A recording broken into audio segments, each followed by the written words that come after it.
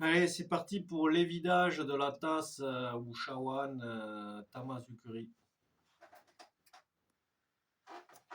Après avoir fait un petit repère sur le forêt, pour la profondeur, je perce en son centre et je perce jusqu'au repère.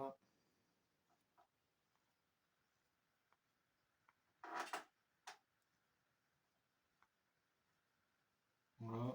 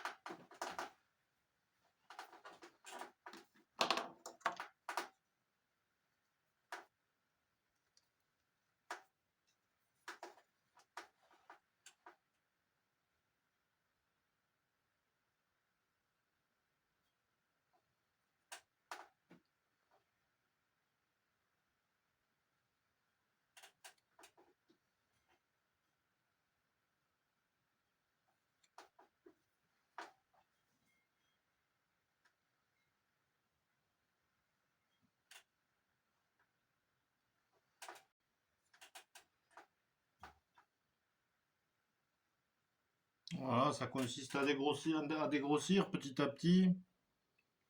Et puis après, on fait les finitions. Et là, la terre est un tout petit peu molle encore, hein, pour faire ça normalement. Ça aurait été bien que ça soit un tout petit peu plus rigide, mais bon. Là, j'y suis. On le fait quand même. Il faut faire attention de ne pas le malmener parce que le pied est souple encore.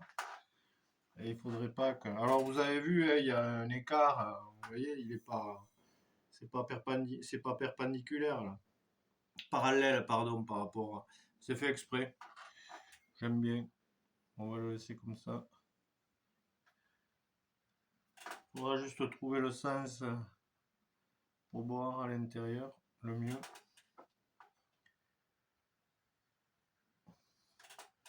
Dans un premier temps, on dégrossit, puis après, ben, petit à petit, on fait les finitions en faisant attention de ne pas percer les parois, hein. Et si ça arrive, il y a moyen de réparer. J'ai déjà essayé, ça marche. Donc c'est pas rédhibitoire, quoi. Il y a toujours moyen de réparer le trou au pire. Le mieux c'est de pas en faire, mais au pire il y a moyen de le réparer. C'est toujours ça. Voilà, donc voilà, on le fait en gros, hein. Et alors moi ce que j'aime bien dans cette technique, c'est quand même de faire fin quand même, hein. De faire des pièces assez fines. Là, c'est vraiment le début. Mais à la fin, j'aimerais avoir des parois de 5 millimètres, un peu moins. Voilà, max.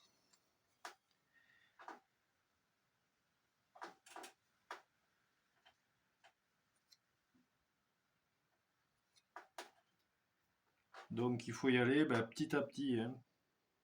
Il faut pas y aller trop vite parce que c'est vite fait de percer quand même. D'ailleurs là, je me demande si par rapport au fond, non, ça va.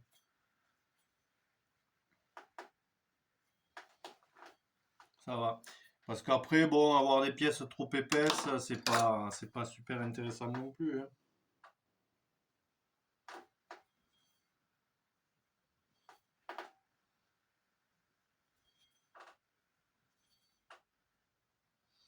Ce qui est bien, ça fait hyper épais, ça fait rustique et tout de l'extérieur. Et j'aime bien qu'on ait la surprise, le soulevant, en fait, de le voir qu'en fait, c'est léger, quoi. Voilà, c'est pour ça que j'essaye de les faire quand même assez fines à la sortie. Mais là, la terre est pas assez sèche. Je crois que je vais, pour faire les finitions, je pense que je vais les laisser sécher une nuit dehors, carrément. Ça, le sac poubelle, ce coup-ci. Là, il faut faire attention, je suis pas loin du bord, hein. Là, je peux me prendre un peu plus.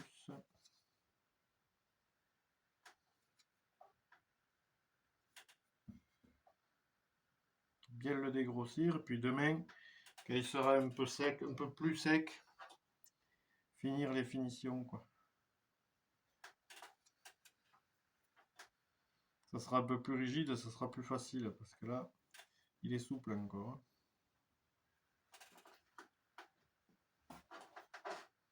Qui dit souple dit moins bien tenir sur son pied ou écraser le pied.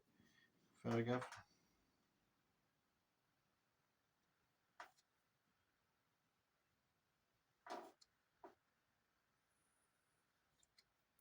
Maintenir le haut de la lèvre là, pour pas que le bol monte quand on coupe.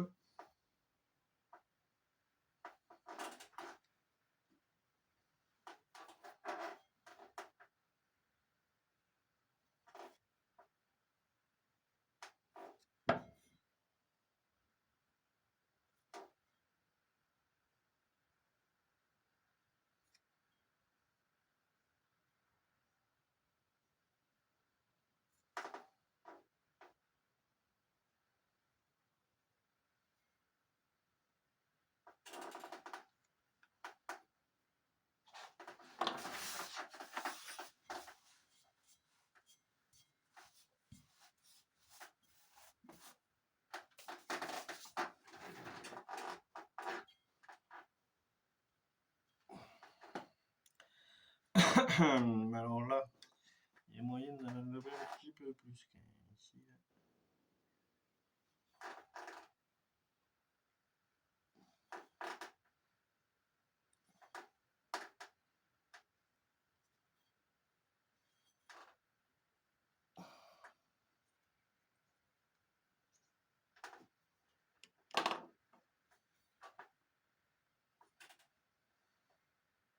Voilà.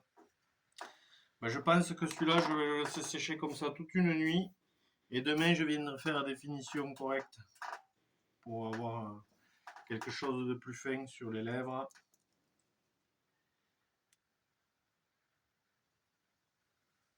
Etc. Là, on m'a raclé un peu, que ça fasse propre. Léger. Voilà.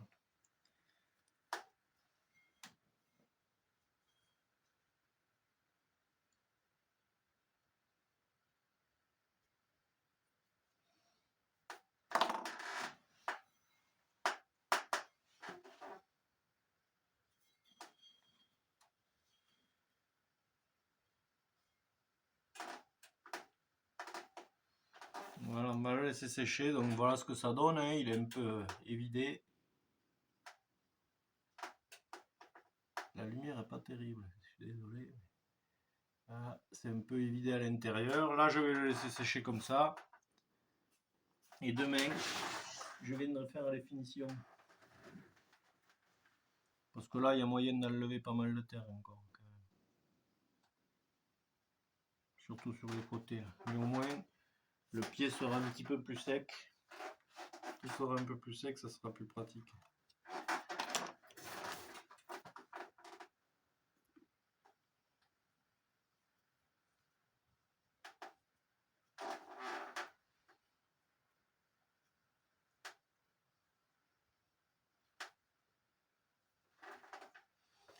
On va faire pareil pour celui qui est carré.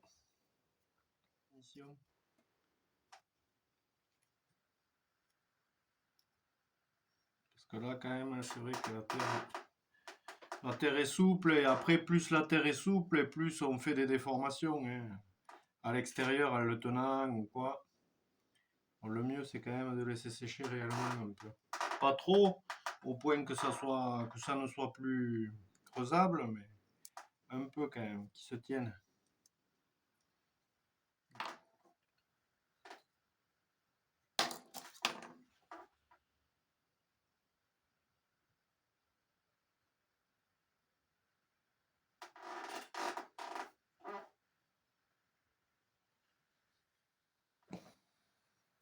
Alors c'est vrai, c'est une technique quand même qui est laborieuse en soi, hein, puisqu'on fait l'extérieur, après il faut tout évider, et puis quand on s'approche des parois, ben, il faut faire attention de ne pas les percer et tout. Bon, c'est quand même contraignant, mais à la sortie, franchement, depuis que je fais de la poterie, donc j'arrive à tourner.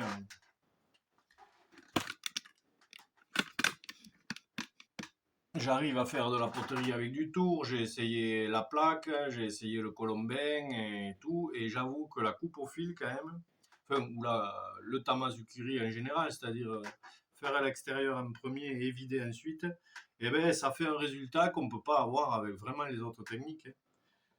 Et j'aime beaucoup. Donc ben, je m'entête à quand même la pratiquer de temps en temps, parce que ça fait de belles pièces quand même, qui sortent du lot par rapport à des pièces normales, je trouve. Même par rapport à un bol tourné, un bol tamazukuri, ça a quand même plus de, je sais pas, de prestance, je trouve. Mais bon, c'est mon humble avis, après il y en a qui n'aiment pas, hein.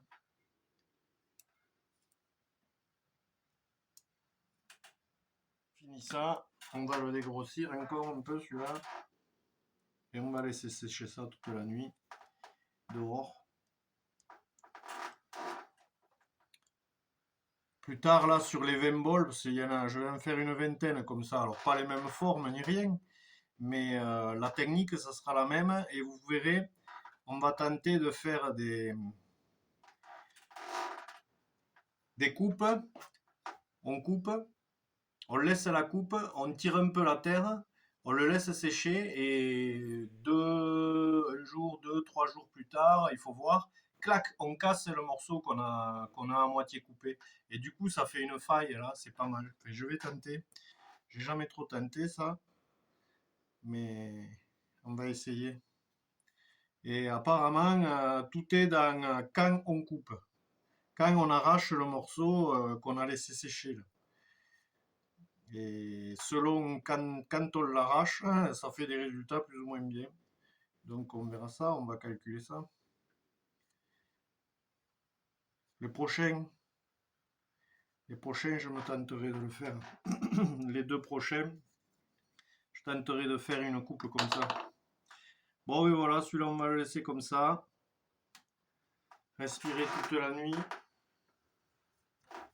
Un petit peu.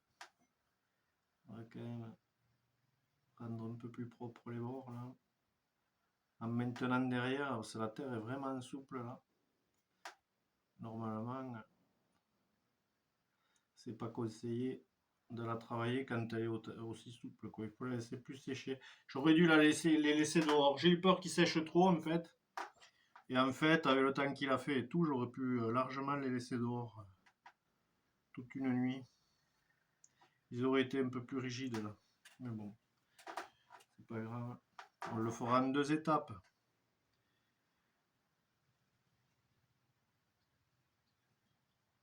Allez, c'est un peu plus propre.